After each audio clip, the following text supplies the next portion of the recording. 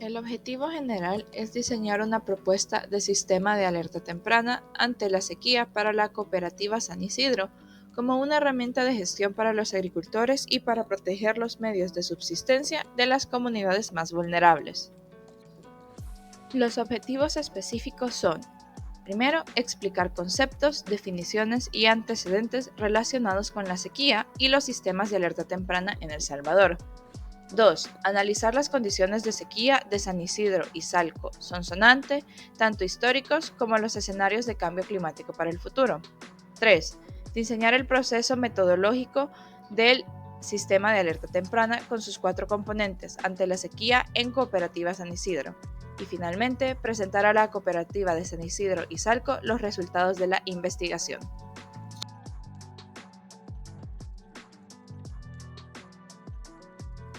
La Asociación Cooperativa de Producción Agropecuaria se ubica en kilómetro 45, carretera de San Salvador a Sonsonate, entrada al desvío del Cerro Verde, San Isidro y Salco, Sonsonate, a una altura de 822 metros sobre el nivel del mar.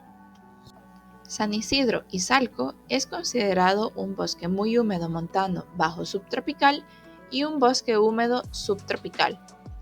La Asociación Cooperativa de Producción Agropecuaria, ATAISI, nació en 1980, luego de la reforma agraria, y está compuesta por pequeños productores y productoras que trabajan en el cultivo de café y su comercialización. Las variedades del café son Bourbon, Pacas, Pacamara, entre otros. En menor proporción, se cultiva también caña de azúcar. Los cultivos de café en El Salvador son zonas principalmente calurosas y secas, con excepción de algunas zonas en Metapán que son más templadas y húmedas. Según modelos climáticos globales, se figura que las áreas aptas para el cultivo de café en el futuro disminuirán considerablemente. Se proyecta que la temperatura aumente 1.9 grados Celsius y que la precipitación se reducirá 180 milímetros, todo esto en un escenario de impacto intermedio. Además, los efectos de la sequía impactan grandemente en la agricultura, especialmente en granos básicos, y el cultivo del café no es la excepción.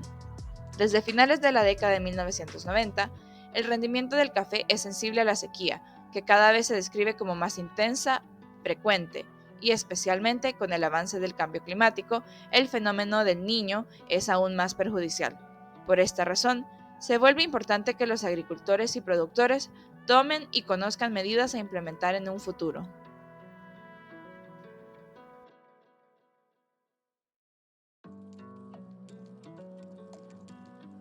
El Niño se forma cuando aumenta la temperatura del Océano Pacífico. Normalmente los vientos alisios empujan el agua caliente hacia el oeste, cruzando el Pacífico hacia Asia y Australasia, mientras que el agua fría se desplaza hacia la costa pacífica de América Central. Pero cuando las temperaturas en el este y centro del Océano Pacífico son consistentemente más altas de lo habitual, surge una ola de vientos procedentes del oeste. Eso genera una gran corriente de agua caliente que se desplaza lentamente de vuelta hacia América del Sur. Y así nace el Niño, un fenómeno que puede durar hasta un año. Los efectos del fenómeno del Niño en Centroamérica son variados, entre ellos sequías prolongadas y olas de calor. ¿Qué es una sequía? La sequía supone una anomalía transitoria, más o menos prolongada, caracterizada por un periodo de tiempo con valores de las precipitaciones inferiores a las normales. La causa inicial de toda la sequía es la escasez de precipitaciones, lo que deriva en una insuficiencia de recursos hídricos necesarios para abastecer la demanda existente. La sequía trae diversos efectos adversos para las poblaciones, entre ellos la escasez de agua, pues la sequía reduce la disponibilidad de agua dulce, lo que puede llevar a la escasez de agua para consumo humano, agricultura y actividades industriales.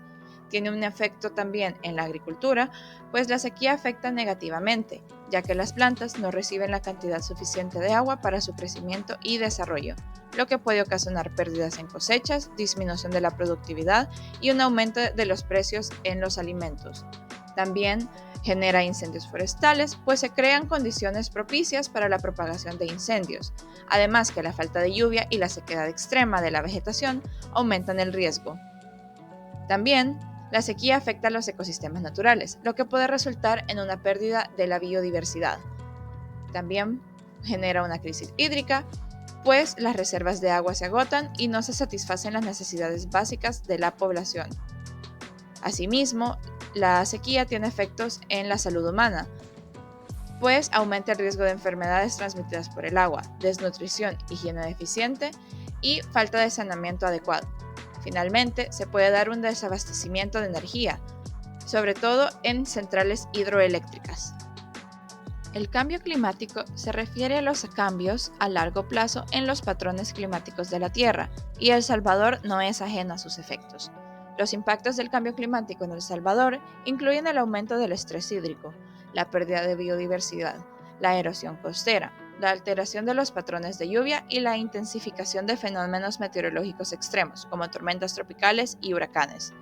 El Salvador es especialmente vulnerable debido a su tamaño reducido, densidad de población, dependencia de la agricultura y ubicación geográfica propensa a desastres naturales.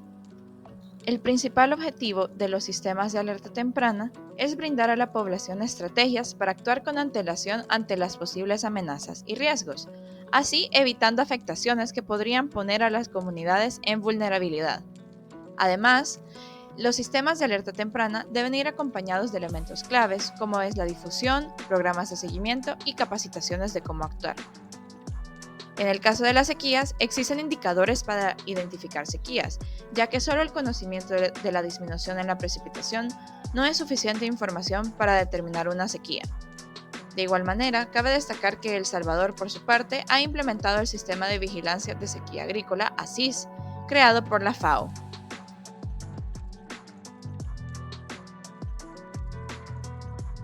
Entre los rangos de tolerancia al café se encuentra la altitud, que esta tiene un efecto directo sobre la temperatura, la radiación y la precipitación. La altitud óptima para el cultivo del café se localiza entre los 500 y los 1700 metros sobre el nivel del mar. La temperatura es el resultado de la radiación solar sobre la superficie terrestre y es uno de los elementos del clima que influyen en la regulación de procesos fisiológicos del cafeto, tales como lo es la germinación de semillas, respiración, transpiración, fotosíntesis y absorción de agua y nutrientes, floración, fructificación y maduración, entre otros. La temperatura óptima para el cultivo del cafeto va a variar según la especie, pero siendo un rango general de 20 a 25 grados Celsius.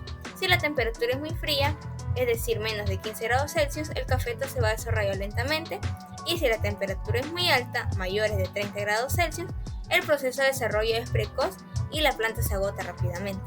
Igualmente se encuentra el suelo, que el cafeto crece mejor en suelos de textura franca, pero sin embargo se puede adaptar a suelos franco-arenosos y franco-arcillosos, con una profundidad efectiva mínima de 50 centímetros y una capa de 20 centímetros de horizonte orgánico.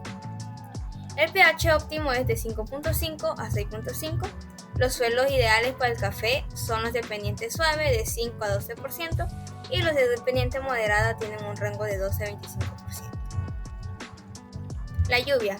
El rango óptimo de precipitación pluvial para una buena producción de café se encuentra entre 1200 y 1800 milímetros por año, distribuido entre 5 a 6 meses. En El Salvador se presenta un periodo seco de noviembre a abril y otro lluvioso de mayo a octubre, el cual el periodo seco es muy importante para el crecimiento de la raíz y el inicio de maduración de los frutos. La humedad relativa.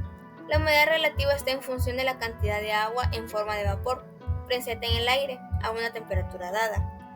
El cafeto requiere humedad relativa media que oscila entre 65 y 85%. El viento. Los vientos fuertes pueden provocar la desecación y el daño mecánico del tejido vegetal. Es por ello que deben establecer barreras rompevientos. La sequía que ha afectado a la región centroamericana en el año 2014 ha complicado aún más el panorama, especialmente en la zona del corredor seco centroamericano, al reducir la producción de granos básicos y exponer a la población a condiciones de inseguridad alimentaria. La prolongada canícula tuvo incidencia en el llenado del grano del café, con prospectos de menor rendimiento. Para los productores de subsistencia de granos básicos y jornaleros que dependían de la cosecha del café, para asegurar sus ingresos monetarios, tuvieron que hacer un doble golpe a su supervivencia. En el caso del café y las poblaciones asociadas a su producción, hay múltiples canales de impactos del cambio climático, incluyendo el alza de temperatura, los cambios en los patrones de lluvia, el nivel de aridez y los impactos en los ecosistemas, que contribuyen con servicios a la producción, además de los cambios en las enfermedades que afectan a la producción, como lo es el caso de la roya. Por ello, en el cultivo del café, los mayores impactos causados por el cambio climático se concentran los aspectos de las necesidades hídricas de los cafetos, en el aumento de las plagas y enfermedades y en la potencial desaparición de las zonas productoras en el cual el clima ya no es apto para la producción del café.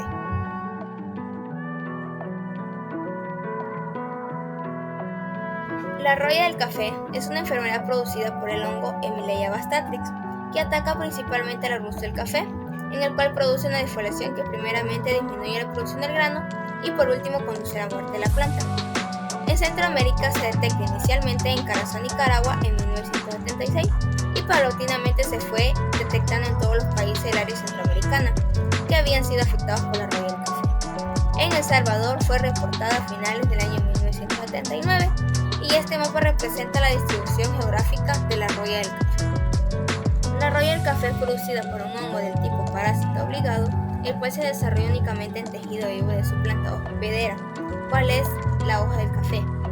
El hongo pertenece al género Emileia, que significa metal liso por la característica que presentan las uredesporas, estructura primaria por la que se multiplican. La presencia de lluvia es necesaria para que el hongo arranque su diseminación entre hojas y plantas y la mojadura o agua libre de las hojas resulta esencial para su germinación, dado que no es suficiente una alta humedad ambiental para que se produzca la germinación de las esporas. El proceso infectivo de la roya del cafeto comienza con los síntomas de la enfermedad, que aparecen en el envés de las hojas, en donde se observan manchas pálidas, que con el tiempo aumentan de tamaño y se unen formando las características manchas amarillas o naranja, con presencia de polvo fino amarillo. Ahí es donde producen las esporas del hongo. La germinación de esporas requiere la presencia de agua libre por al menos 6 horas y también es favorecida con temperaturas entre los 21 a 25 grados Celsius y condiciones de oscuridad. El apresorio para formarse requiere un periodo de 5 a 8 horas. La germinación se inhibe por la luz y cuando se evapora el agua de la hoja, ya que afecta el crecimiento de los tubos germinativos. Sin embargo, luego de germinar, el hongo penetra en las hojas a través de las aberturas naturales o estomas situados en el envés de las hojas maduras. Una vez que ha penetrado al interior de la hoja, el hongo desarrolla unas estructuras denominadas austorios, los cuales entran en contacto con las células de las plantas y con esto extraen los nutrientes para su crecimiento. Luego de transcurrido 30 días después de la colonización, el hongo está lo suficientemente maduro como para diferenciarse en estructuras llamadas soros, que son las encargadas de producir nuevas urediniosporas. El tiempo transcurrido desde la infección hasta la producción de esporas se denomina periodo de latencia. Las esporas son de tamaño microscópico, de 30 micrómetros de largo por 20 micrómetros de ancho, de forma reniforme, lisas en la cara interna y rugosas en la externa, denominadas urediniosporas, y son producidas en grandes cantidades y corresponden al polvillo amarillo o naranja que se visualiza en el envés de las hojas del café, y es característico de esta enfermedad. Las telosporas, cuya ocurrencia es muy baja, son de forma redondeada, de 20 a 25 micrómetros. Daños y síntomas de la roya del café. La enfermedad ataca las hojas del cafeto, donde aparecen inicialmente pequeñas manchas, amarillas de aproximadamente 2 milímetros de diámetro, en la cara inferior en vez de la hoja. Estas manchas aumentan de tamaño gradualmente, hasta producir unas masas amarillas en el envés de las hojas, que corresponden a las fructificaciones o esporulaciones del hongo, llamadas uredesporas, las cuales son las estructuras reproductivas del hongo. Este puede llegar a crear enlaces entre varias manchas, llegando a cubrir con parte del área foliar. Cuando alcanza gravedad, la enfermedad provoca defoliación y consecuentemente la reducción de la reactiva fotosintética, en un proceso que finalmente ocasiona la reducción progresiva de la producción. La fenología del cultivo y la incidencia de la roya. La roya del café es visible hasta 30 días después de la germinación de la espora. Los niveles de roya que determinan las alertas podrían variar a través del año, basándose en la fenología de la planta como criterio para los cambios. También podrían variar de acuerdo al nivel de resistencia o susceptibilidad que presenta la variedad, así como las condiciones climáticas que se tengan en dicho año. En El Salvador, el promedio de producción entre 2000 y 2010 fue de 1.370 millones de sacos anuales. Para la cosecha 2010-2011, El Salvador produjo alrededor de 1.815 millones de sacos de café, volumen récord en las últimas cosechas. Sin embargo, para la cosecha 2013-2014, la presencia de la roya hizo caer la producción de café a un volumen aproximado de 537.000 sacos. El Salvador sigue siendo el país de la región más afectado por la roya, con una disminución de 10% en la producción en la actual temporada 2015-2016, con solo 613.000 sacos, después de una producción de 680.000 sacos en 2014-2015. Otro factor a considerar en esta reducción es el efecto de la sequía 2015, la cual provocó estrés hídrico en las plantas, botando los frutos que aún se encontraban verdes, y la sequía fue especialmente fuerte en el oriente del país.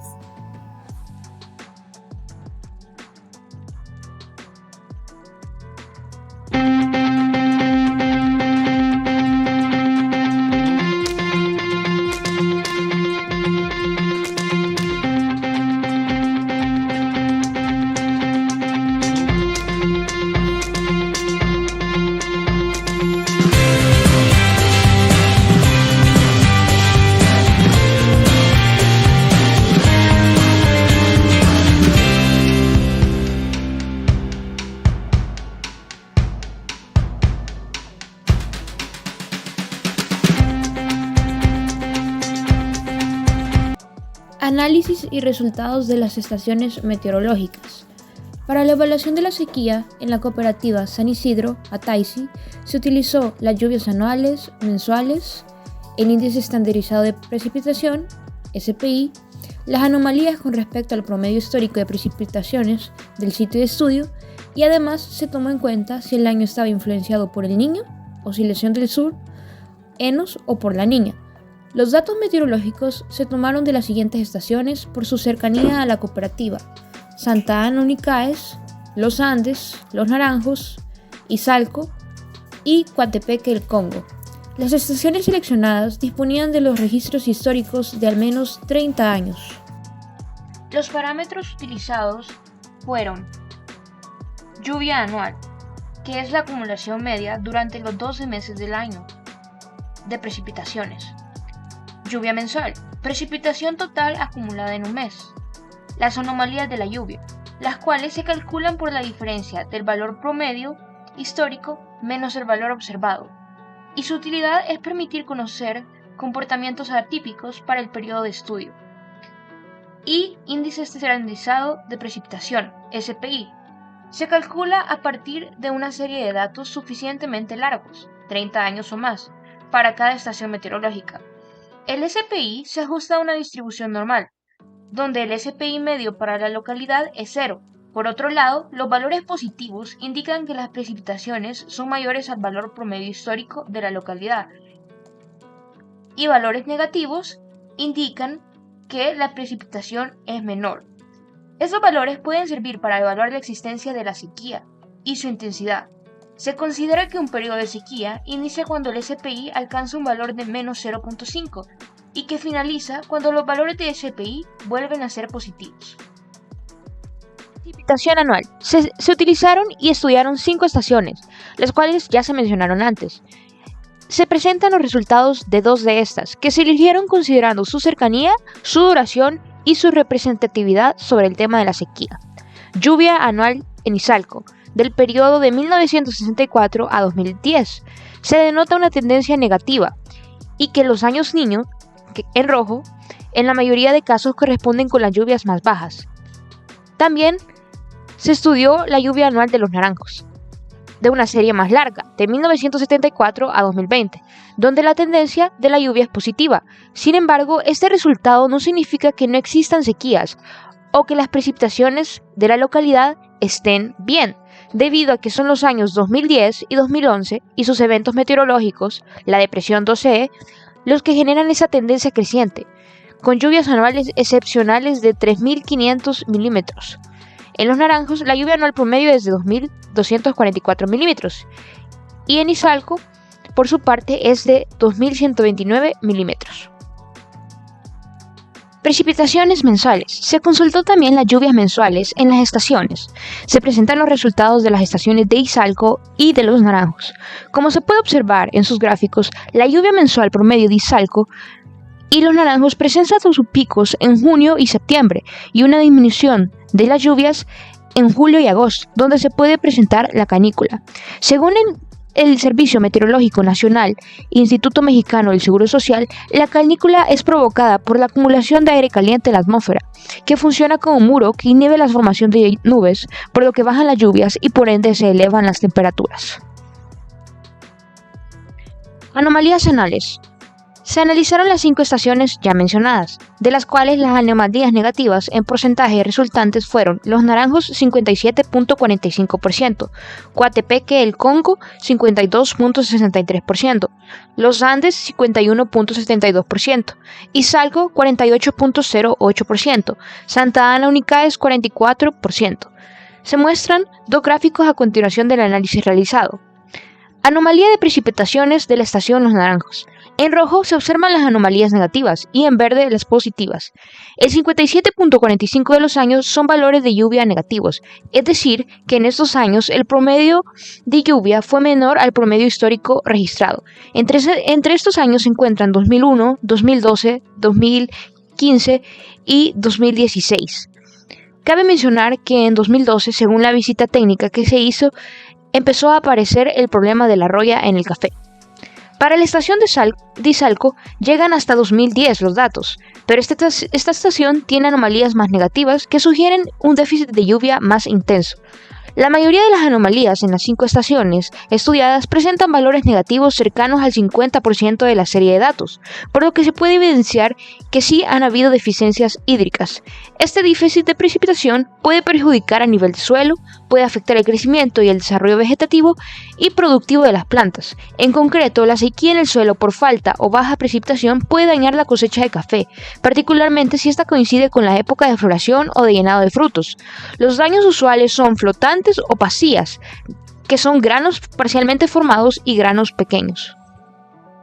Índice estandarizado de precipitación anual, SPI. Se analizaron las 5 estaciones que ya se han venido trabajando. Se presentan a continuación los resultados para las estaciones Los Naranjos e Izalco.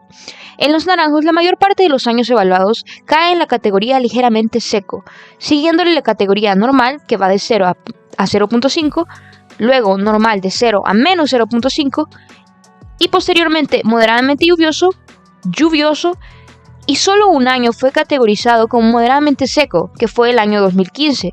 Otro año fue seco, que fue en 1983, y no se presentó ningún dato o año como extremadamente seco. También se elaboró una tabla con cuántos años pertenecen a cada categoría según el SPI que propone la Organización Meteorológica Mundial. Concentrándonos en la sequía, ligeramente seco fueron 14 años de la serie de datos para Los Naranjos, que es de 1974 a 2020. Moderadamente seco, solo un año, seco, un año, y extremadamente seco, 0 años.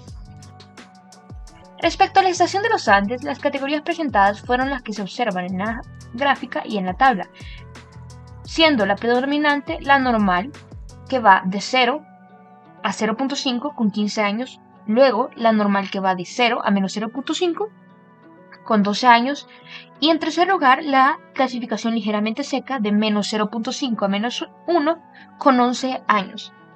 Durante los años que se han registrado para la estación Los Andes, 11 han sido clasificados, como se mencionó, como ligeramente secos, 3 como moderadamente seco y 2 años como seco y un año como extremadamente seco.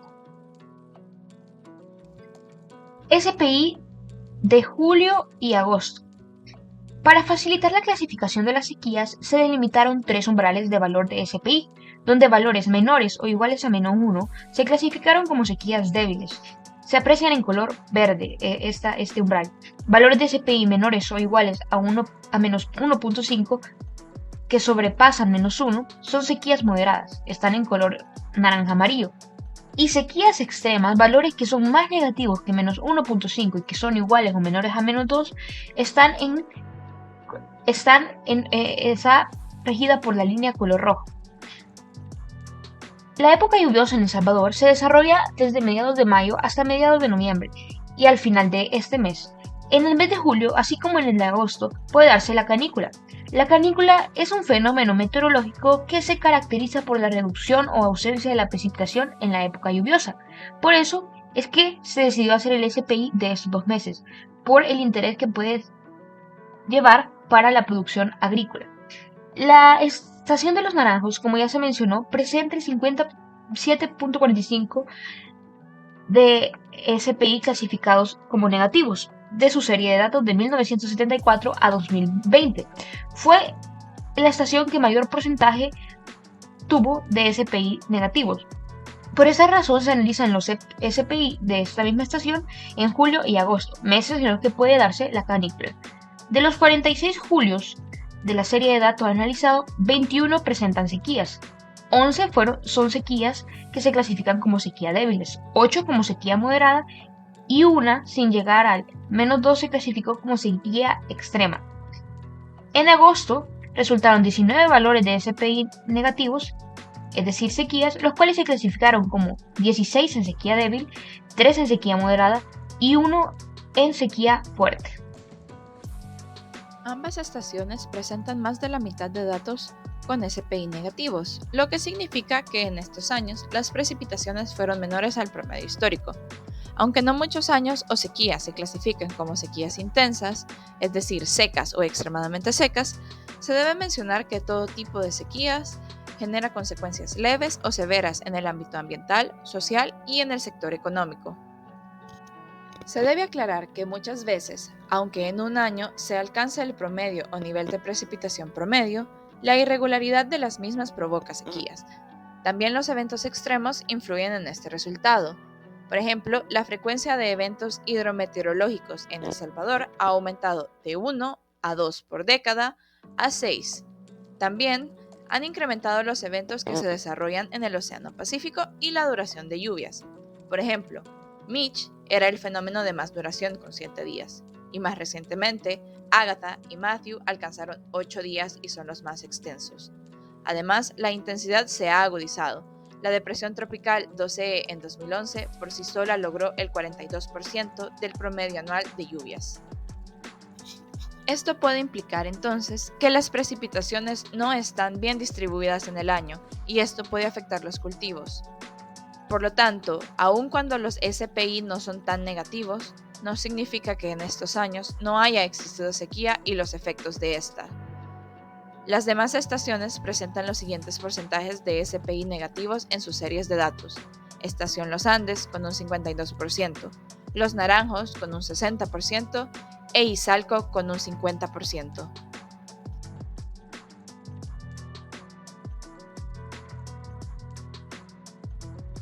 Se estima que para años como 2071-2100, el cambio de precipitación va a presentar incrementos y disminuciones a lo largo del tiempo, pero en general va a ser de tendencia a disminución en el cambio de precipitación. Al analizar los meses de julio y agosto, que son los que tienen más tendencia a la sequía por la canícula, se observa que ambos meses para 2050 van a tener un cambio positivo, pero para el 2100 ambos meses van a tener un cambio de precipitación positivo. Para los meses que siempre se observa el pico de precipitaciones, que es en junio y septiembre, se observa que para los años 2050 como 2100, los cambios de precipitación van a ser negativos. Y para septiembre, aparentemente en el año 2100, tendrá precipitaciones positivas. Se escogió los meses de marzo y abril, que son de los más cálidos en El Salvador. Según Wither Spark, en su sonata el mes más cálido del año es abril. Se puede observar en el gráfico que la tendencia en general de días cálidos es positiva tanto para el año 2050 como en el 2100. En el gráfico se puede apreciar una tendencia incremental. Para el año 2050 se espera que la temperatura máxima aumente 1.9 grados Celsius, según el promedio de los modelos, mientras que para el año 2100 se espera que la temperatura aumente un 4.4 grados Celsius. El cambio de duración de las olas de calor para el año 2050 será de 85.9 días, mientras que en 2100 será de 213.1 días. Se eligieron 2 meses en los que será llover mucho, como lo es junio y septiembre, y 2 meses que presentan déficit de lluvia ocasionados por la canícula, que es julio y agosto.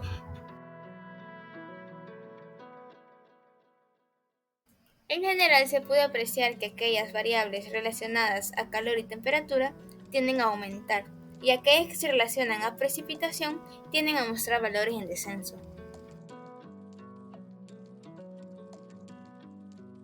La propuesta del sistema de alerta temprana en sequías se basó en un sistema dinámico circular, ya que este es una sistematización de actividades que interactúan de forma consecuente y que integran capacidades técnicas y tecnologías que monitorean y actúan sobre los sucesos de fenómenos meteorológicos que se relacionan con la sequía.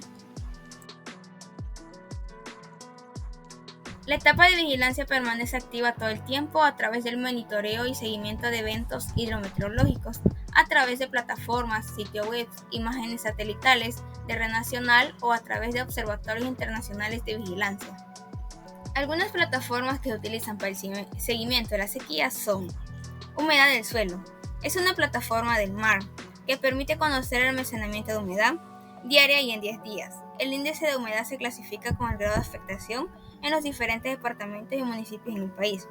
La humedad acumulada o residual del suelo posterior a las precipitaciones es importante para el sector agropecuario, que es uno de los rubros que más impacto negativo tiene cuando se dan fenómenos de sequías.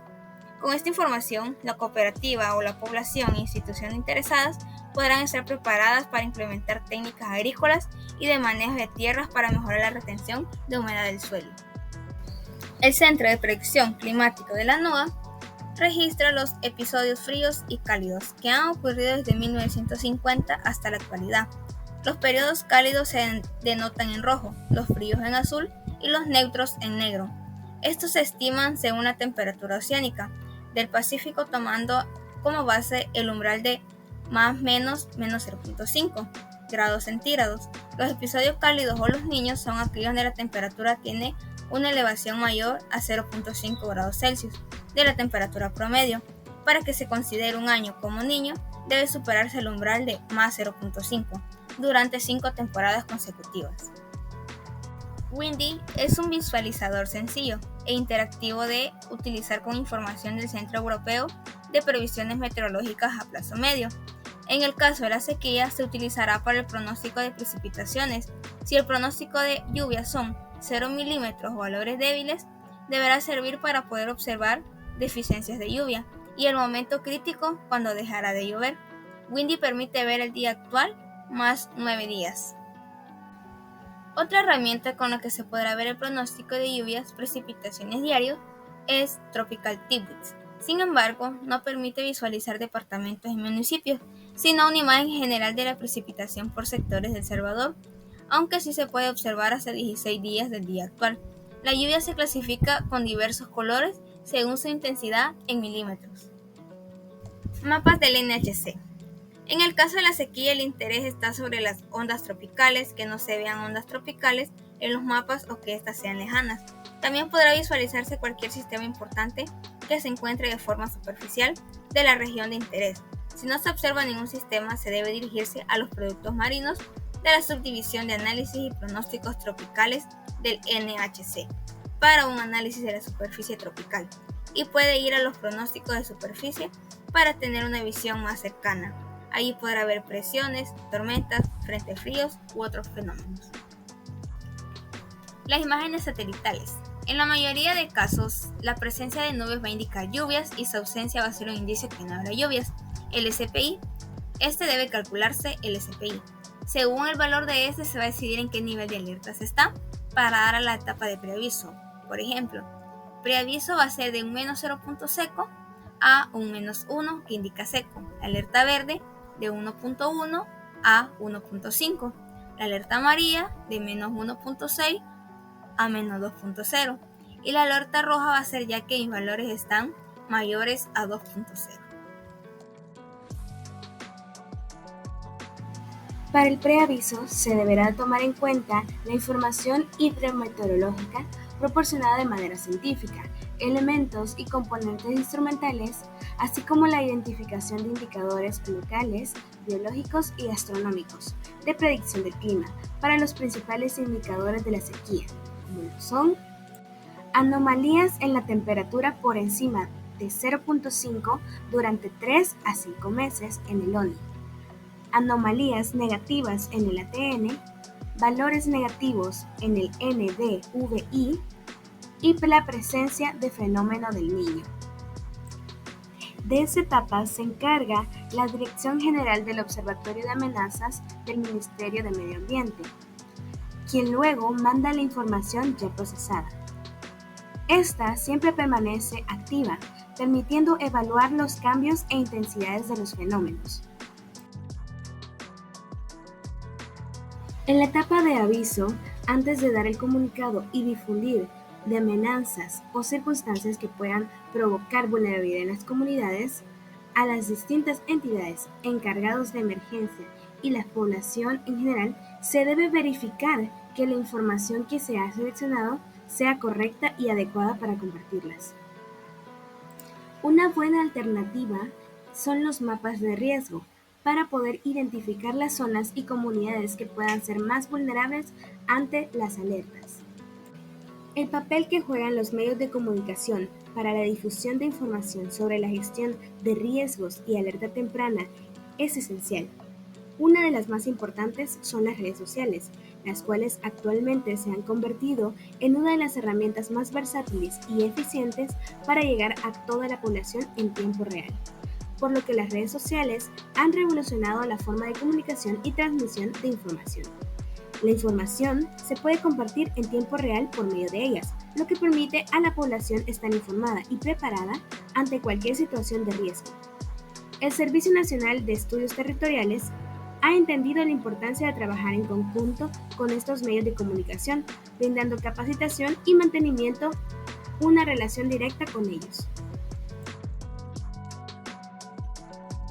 Para la etapa de alerta del sistema, es crucial que se genere y se difunda información de alertas de manera eficiente y oportuna, en un formato que se adapte a las necesidades de la población.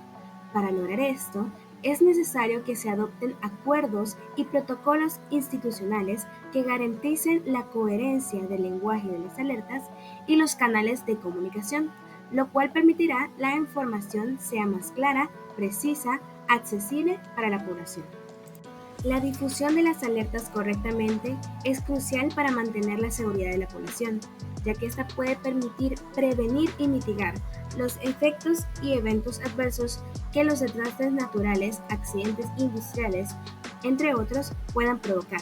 Por lo tanto, es importante que las instituciones encargadas de llevar a cabo estas acciones trabajen de manera coordinada y eficiente para asegurar que la información llegue a la población de una forma efectiva.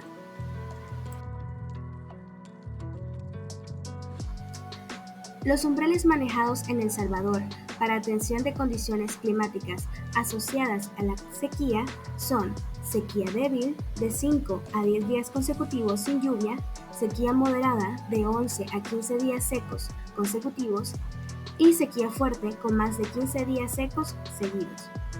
También incluye el Atlántico Tropical Norte, más conocido como ATN en su fase fría, con una anomalía media móvil de 3 meses. También el índice de humedad del suelo, con un preaviso de el IH menor a 0.5 y para el aviso un IH menor a 0.3. También el Niño, con un ONI positivo mayor a 0.5 durante 5 meses consecutivos cálidos en el Océano Pacífico tropical. Cabe destacar que, según el MAR, el Sistema de Vigilancia de Sequía Agrícola detecta anomalías de crecimiento en la vegetación y, en consecuencia, cuando éstas persisten por largos periodos de tiempo, localizan las sequías potenciales en áreas de cultivo durante el desarrollo del ciclo agrícola. Un primer paso en ASIS podría ser calcular el índice de salud de la vegetación promedio a medida para avanzar en el desarrollo del cultivo, lo que puede permitir evaluar la intensidad y duración de los periodos secos durante el ciclo de cultivo. El índice de salud de la vegetación es uno de los insumos más básicos para otros índices de sequía agrícola. Para poder brindar una buena atención y el seguimiento a la emergencia, es necesario que instituciones del gobierno, privadas y la población afectada trabajen en conjunto. Algunas de las propuestas para la atención a la emergencia son asistencia alimentaria a las familias productoras afectadas, seguimiento del control de plagas típicas de estas condiciones climáticas, suspensión de siembra en lugares críticos, proyectos de microriego y acudir al sistema de protección social. Para finalizar, la evaluación es una de las etapas más importantes, debido a que al terminar la emergencia se debe evaluar cómo se procedió en la respuesta y alertas. Esta información debe ser oportuna y eficaz. Los criterios en los cuales se basa la evaluación es el análisis y la evaluación de acciones emprendidas para reducción de los efectos que pueden ocasionar el fenómeno, evaluación de todos los actores que participaron en organizar y ejecutar SAT, calificación de los grupos y planes de acción, y las pérdidas debidas al evento, en porcentajes y cantidades.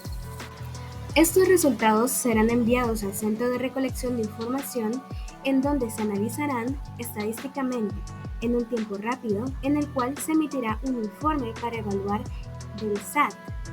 Se podría realizar junto a un reporte local, regional o nacional. Esto se hace con el fin de evaluar qué tan efectivo y cómo puede ir mejorando el SAT, asimismo, cómo saber en dónde están y cuáles son las debilidades y fortalezas, ya que esta etapa nos permitirá que el SAT no quede estancado y pueda seguir mejorando y creciendo a lo largo de los años. Conclusión. La cooperativa Ataisi no ha presentado sequías extremas o intensas. Sin embargo, el cambio climático y la sequía en concreto se han hecho sentir desde 2003 y con la propagación de la roya en 2012, la cual se relaciona al cambio climático, su productividad de café se ha visto afectada. La tendencia al aumento de la temperatura, la sequía y riesgos derivados del clima según los escenarios climáticos del SNET aumentan en el futuro, lo que probablemente perjudicará las actividades agrícolas de la cooperativa Ataisi. Como recomendación, se debe fortalecer la organización y cooperación, tanto entre los miembros de la cooperativa como con otras instituciones públicas y privadas, para llevar a cabo un sistema de alerta temprana ante la sequía, a manera de prevenir riesgos y lograr medidas e iniciativas ante los efectos de este fenómeno en los cultivos con los que se trabaja.